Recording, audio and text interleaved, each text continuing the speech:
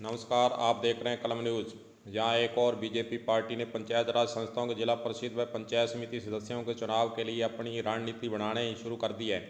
वहीं दूसरी ओर कांग्रेस पार्टी के द्वारा भी आज विधायक निवास पर चौधरी विनोद कुमार के निवास पर लोगों का मजमा लगा रहा और कांग्रेस पार्टी के लोगों के द्वारा विधायक विनोद कुमार चौधरी से आज मुलाकात की है और पंचायत राज संस्थाओं के चुनावों के अंदर जिला परिषद सदस्य पंचायत समिति सदस्यों के लिए टिकट प्राप्त करने के लिए आज उन्होंने संपर्क किया है और अपने अपने क्षेत्र के बारे में उन्होंने जानकारी भी दी है, फीडबैक भी दिया है। वहीं दूसरी ओर चौधरी विनोद कुमार के द्वारा कहा गया है कि इस मुद्दे पर खासकर जयपुर के अंदर विधानसभा में भी चर्चा होने वाली है कि क्या टिकट पर चुनाव लड़ा जाए, जहां सामान्य रूप से चुनाव लड़ा जाए। विधानसभा 31 अक्टूबर को होने जा रही है, उसके अंदर इस बात पर चर्चा की जाएगी और राज्य सरकार के स्तर से यह निर्णय लिया जाएगा कि टिकट पर चुनाव लड़ा जाए, जहां बिना टिकट के ही सामान्य रूप से सभी कैंडिडेट को मैदान के अंदर उतारा जाए। और खासकर 31 अक्टूबर को उन्होंने कहा कि किसान जो कृषि विरोध में जो बिल पास हुआ है उस पर भी बिल लाने वाली है विधानसभा के अंदर। कांग्रेस सरकार इस पर भी चर्चा करेगी और उन्होंने क्या कहा है वह भी आपको सुनाते हैं। और जिला परिषद के चुनाव अभी 4-5 दिन पहले ही डिक्लेयर हुए हैं। अभी लोगों में इसकी हलचल हुई है, कौन कैंडिडेट होगा। पहले इस बात की भी चर्चा चल रही थी कि ये बगैर सिंबल ही चुनाव करा दें, लेकिन अब हमारे जो प्रदेश अध्यक्ष हैं उनका स्टेटमेंट था कि सिंबल पर ही चुनाव कराए जाएंगे। अब 31 तारीख को विधानसभा है, 4 तारीख से मेरे ख्याल में इसकी अधिसूचना जारी होगी। अगर इसको अमेंडमेंट करना है तो इसमें कानून में बदलाव करना पड़ता है, तो वो विधानसभा में हो सकता है। तो 31 तारीख को जो विधानसभा बुलाई हो सकता है इसमें कोई अमेंडमेंट हो जाए, तो इसके बाद ही क्लियर होगी पोजीशन।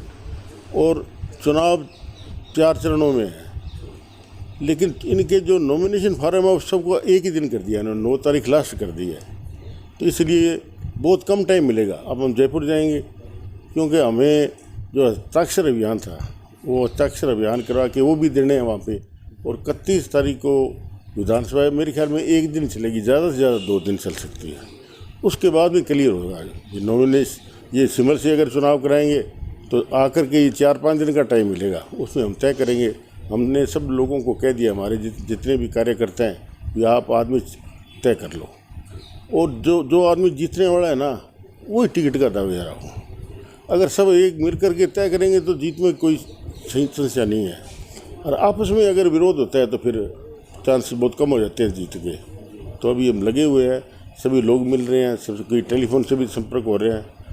और मेन 31 तारीख के बाद में पता चलेगा उनकी गाइडलाइन क्या है, कमेटी में कौन कौन बैठेगा टिकट देने में, प्रदेश से कौन ऑब्जर्वर आएगा, क्या आएगा, ये सारी नीति 31 तारीख के बाद में तय होगी। कृषि अध्यादेश जो मोदी ने लाया बिल्कुल मुद्दा बनाएंगे साहब, लोग बहुत दुखी हैं। अगर हो गया तो हमारे तो किसान तो तबाह हो जाएगा, कोई खरीद नहीं सकेगा, एक 70 अधिकार उनका हो जाएगा। वो व्यापारी जो बड़े बड़े उद्योगपति हैं, हमारे व्यापारी उनके सामने टिक नहीं सकेंगे और वो सारा माल खरीद लेंगे और बाद में मन मर्जी से वो बेचेंगे। इसका भारी विरोध होगा और उसी के लिए ये विधानसभा सत्र बुलाया गया है। आपको ध्यान होगा कि यहाँ अपने प्रभारी मंत्री कल्ला साहब आए थे और फूड ग्रेन में मीटिंग हुई थी, तो मैंने कहा था कि हम मुख्यमंत्री जी से कहेंगे भी इसके लिए विशेष अधिवेशन बुला करके, ये एक जो विपदा आ गई है तो उसके हमें कुछ न कुछ तो रोक करनी पड़ेगी। जैसे पंजाब में कानून पास किया वो हमारे यहाँ राजस्थान में करने जा रहे हैं। तो मैं समझता हूँ इससे किसानों को राहत मिलेगी और जो टैक्स लग रहा है आज मंडी यार्ड के अंदर उसको कम करने की या बिल्कुल ही फ्री कर देंगे तो मैं समझता हूँ अंदर बाहर का कोई फर्क नहीं रहेगा। वरना व्यापारी बैठ ही नहीं सकता साहब, जब कोई इनकम नहीं होगी तो वहाँ माल लेके कौन जाएगा वहाँ पे। तो ये सब इस बातों के लिए ये उठाएंगे, मन में बात की है, इसीलिए ये विशेष अधिवेशन बुलाया गया है। तो इसके लिए किसानों को जितनी हम राहत दे सकते हैं। कोई बीमारी आ जाती है तो घर तो नहीं बैठे सकते, अपने डॉक्टर के पास जाते हैं, एक से ठीक नहीं तो दूसरे के पास जाते हैं, इलाज कराते हैं। तो उसके लिए अब जितनी हम किसान की रक्षा कर सकते हैं करने का प्रयास करेंगे।